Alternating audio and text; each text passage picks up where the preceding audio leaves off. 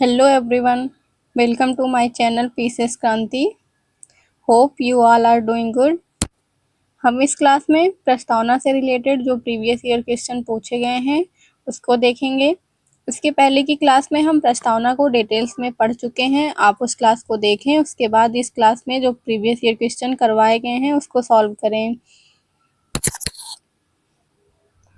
हमारा पहला क्वेश्चन है, भारतीय गणतंत्र की 26/1/1950 को सही संवैधानिक वस्तुस्थिति क्या थी जब संविधान लागू किया गया था। हमारे ऑप्शंस हैं, लोकतंत्रात्मक गणराज्य, संपूर्ण प्रभुत्व संपन्न धर्मनिरपेक्ष लोकतंत्रात्मक गणराज्य, संपूर्ण प्रभुत्व संपन्न लोकतंत्रात्मक गणराज्य, संपूर्ण प्रभुत्व संपन्न समाजवादी धर्मनिरपेक्ष लोकतंत्रात्मक गणराज्य। हमने देखा था 42वें संविधान संशोधन के द्वारा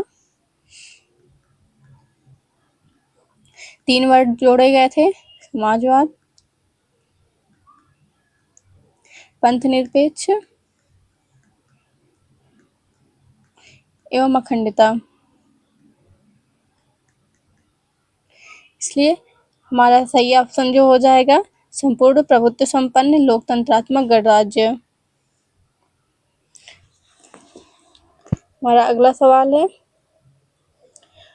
भारत के संविधान के निर्माताओं का मत निम्नलिखित में से किसमें प्रतिबिंबित होता है। हमारे ऑप्शंस हैं, उद्देशिका, मूल अधिकार, राज्य की नीति के निर्देशक तत्व, मूल कर्तव्य।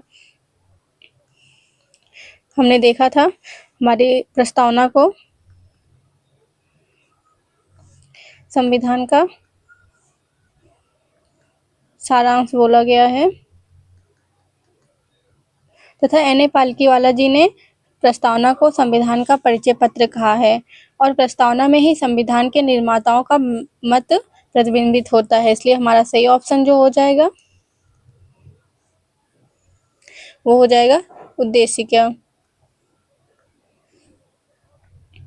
हमारा अगला क्वेश्चन है, भारत के संविधान की प्रस्तावना में कितने प्रकार के न्याय, स्वतंत्रता, समानता एवं भ्रातृत्व का उसी क्रम में उल्लेख किया गया है। हमारे ऑप्शंस हैं 3-5-2-1, 1-3-5-2, 2-5-3-1, 5-2-1-3। हमने देखा था हमारा जो न्याय है वो 3 प्रकार का है, जिसमें सामाजिक न्याय,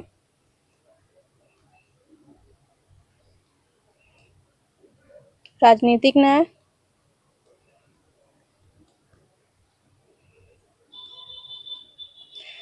आर्थिक न्याय।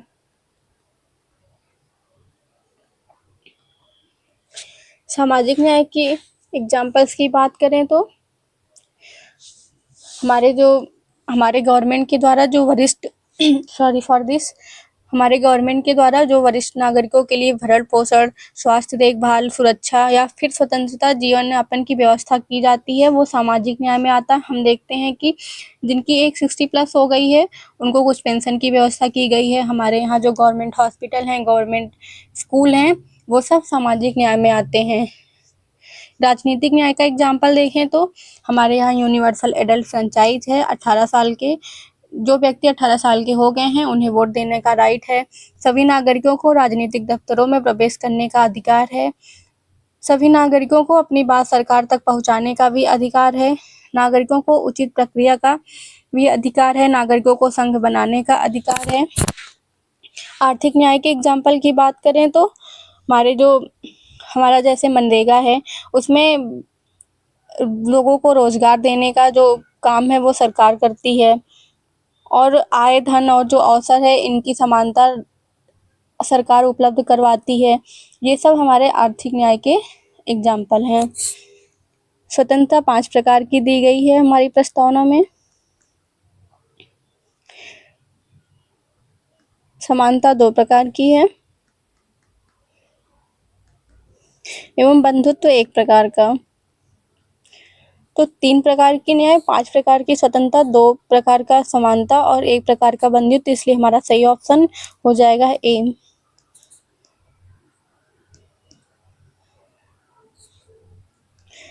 अगला सवाल है हमारा, भारतीय संविधान की प्रस्तावना के सिलसिले में निम्नलिखित में से कौन सा क्रम सही है। हमारे ऑप्शंस हैं, गणतंत्र, जनवादी, धर्मनिरपेक्ष, समाजवादी, सार्वभौम, सत्ता संपन्न। सार्वभौम, सत्ता संपन्न, समाजवादी, जनवादी, धर्मनिरपेक्ष, गणतंत्र। सार्वभौम, सत्ता संपन्न, जनवादी, धर्मनिरपेक्ष, समाजवादी, गणतंत्र। सार्वभौम, सत्ता संपन्न, समाजवादी, धर्मनिरपेक्ष, जनवादी, गणतंत्र। आई थिंक इसमें से कोई ऑप्शन सही नहीं है। हमारा जो सही ऑप्शन है वो हो जाएगा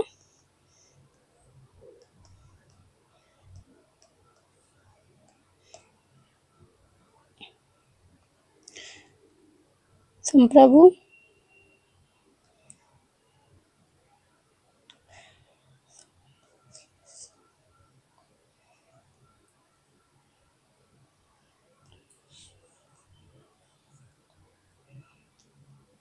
संप्रभु, समाजवादी,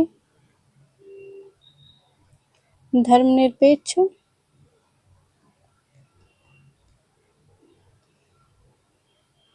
लोकतांत्रिक, गणराज्य। हमारा जो सही ऑप्शन होगा वो ऑप्शन ए है। इसका हम शॉर्ट फॉर्म भी देख लेते हैं। हम अगर हमें इसे याद करना हो तो SSSDR। Give me a second. Okay. SSSDR, sovereign socialist secular democratic Republic. ये क्रोनोलॉजी एग्जाम में पूछी जाती है, इसलिए आप इसको याद रखेंगे।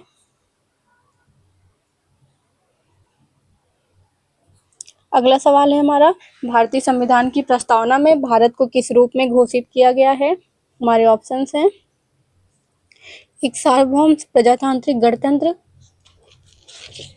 एक समाजवादी प्रजातांत्रिक गणतंत्र, एक सार्वभौम समाजवादी धर्मनिरपेक्ष प्रजातांत्रिक गणतंत्र।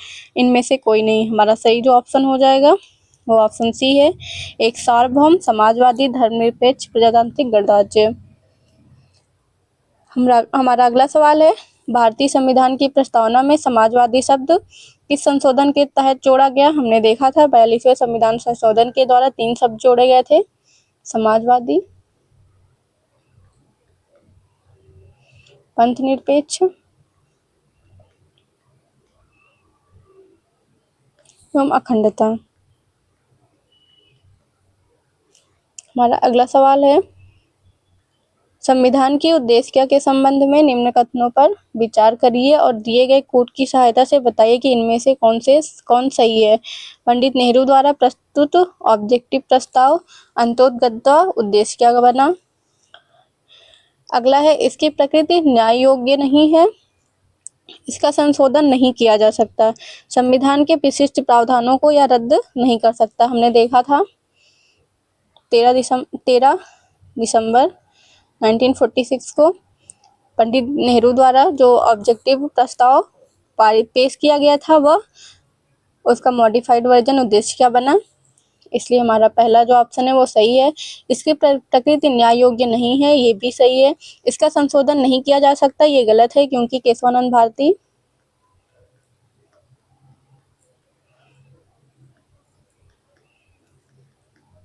बनाम संघीय के मामले में सुप्रीम कोर्ट ने बोला था कि जो हमारी प्रस्तावना है वह संविधान का एक भाग है और संविधान में संशोधन किया जा सकता है बेसिक स्ट्रक्चर को ध्यान में रखते हुए। संशोधन के समय हमारा बेसिक स्ट्रक्चर में परिवर्तन नहीं होना चाहिए, तो इसलिए हमारा तीसरा ऑप्शन गलत हो जाएगा। चौथा है, संविधान के विशिष्ट प्रावधानों को यह रद्द नहीं कर सकता, तो ये हमारा सही है क्योंकि ये प्रस्तावना को कोई भी ओवरराइडिंग पावर नहीं दिया गया है। तो हमारा जो सही ऑप्शन हो जाएगा वो ऑप्शन बी 1, 2 और 4।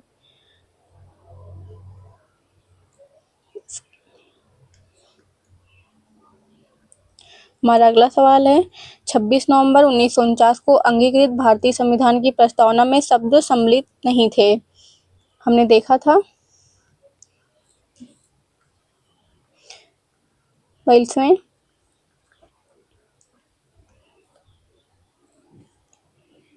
संविधान संशोधन के द्वारा।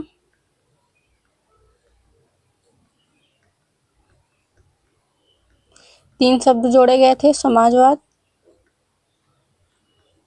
पंथ निरपेक्ष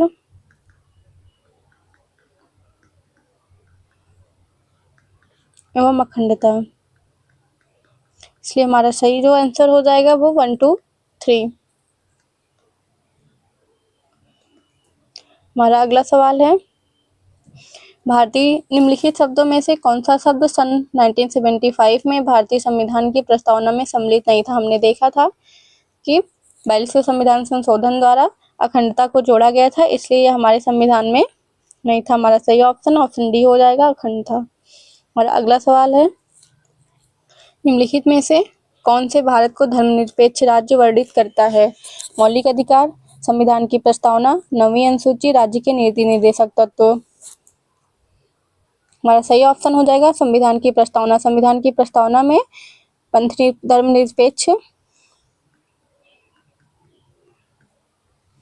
शब्द को 42वें संविधान संशोधन के द्वारा जोड़ा गया है। हमारा अगला सवाल है, भारतीय संविधान की प्रस्तावना में पंथ निरपेक्ष शब्द जोड़ा गया, अभी हमने देखा 42वें संविधान संशोधन के द्वारा।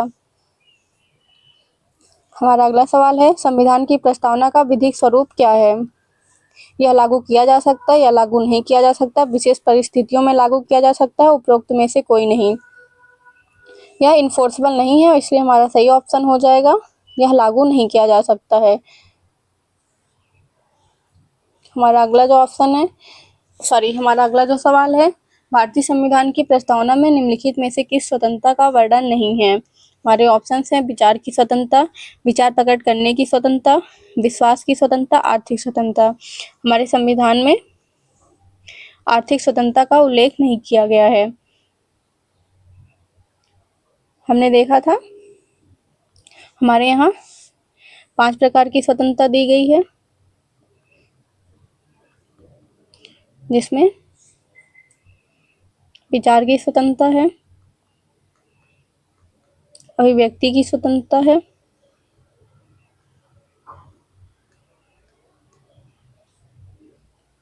विश्वास की स्वतंत्रता है, आप किसी भी धर्म में विश्वास कर सकते हैं, धर्म की स्वतंत्रता है, उपासना की स्वतंत्रता है। ये 5 प्रकार की स्वतंत्रता हमारा प्रस्तावना प्रोवाइड करता है।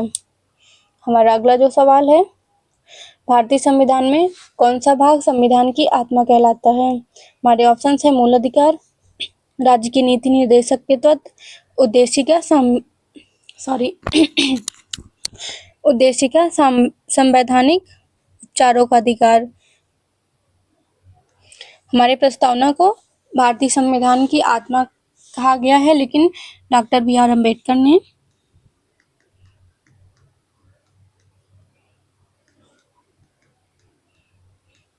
आर्टिकल 32 को जो संवैधानिक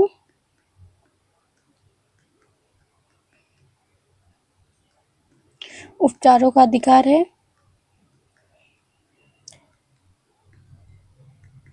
उसको संविधान की आत्मा बोला है। तो आप कंफ्यूज मत होइएगा। अगर पूछा जाता है कि डॉक्टर BR अम्बेडकर के द्वारा संविधान की आत्मा कौन है, तो आर्टिकल 32 होगा, जो कि संवैधानिक उपचारों का अधिकार है।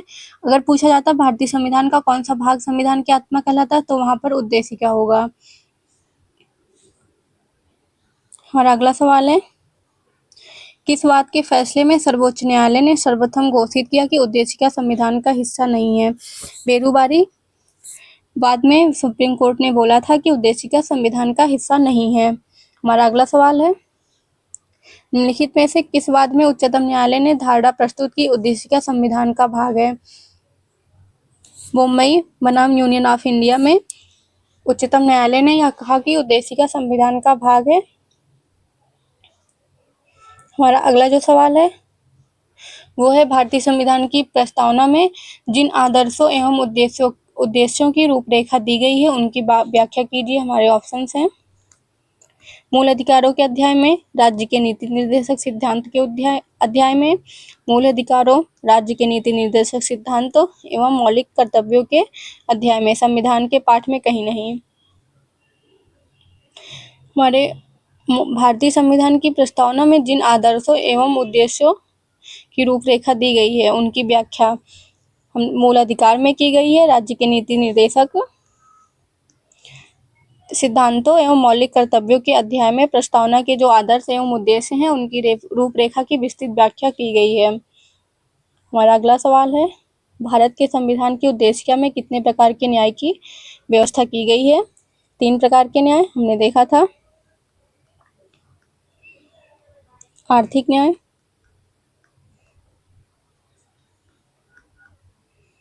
सामाजिक न्याय,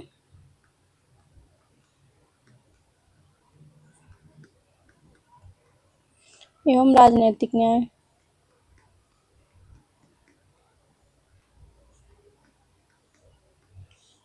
अगला सवाल है हमारा, भारत के संविधान की उद्देशिका संविधान का भाग है किंतु कोई विधिक प्रभाव नहीं रखती। संविधान का भाग नहीं है और कोई विधिक प्रभाव भी नहीं रखती। संविधान का भाग है और वैसे ही विधिक प्रभाव रखती है। संविधान का भाग है किंतु उसके अन्य भागों से स्वतंत्र होकर उसका कोई विधिक प्रभाव नहीं है। हमने देखा था केशवानंद भारती मामले में।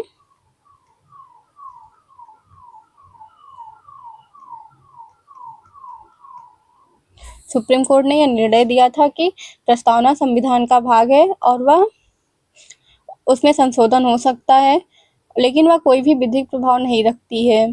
तो हमारे यहाँ सही ऑप्शन हो जाएगा कि संविधान का भाग है किंतु वह विधिक प्रभाव नहीं रखती है। हमारा अगला सवाल है, संविधान में दिया गया आमुख न्यायालय में लागू नहीं होता है, महत्वपूर्ण है और उसकी उपयोगिता है, शासन करने के उद्देश्यों को उल्लिखित करता है, संविधान के कानूनी अर्थ निर्णय में सहायता करता है।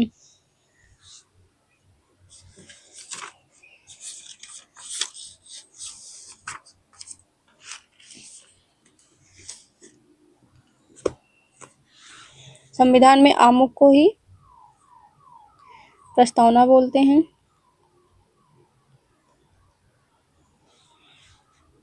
प्रस्तावना में उद्देशिका संबंधी सभी कथन सही हैं और इसमें 1, 2, 3, 4 भी हो जाएगा क्योंकि प्रस्तावना को न्यायालय में लागू नहीं किया जा सकता।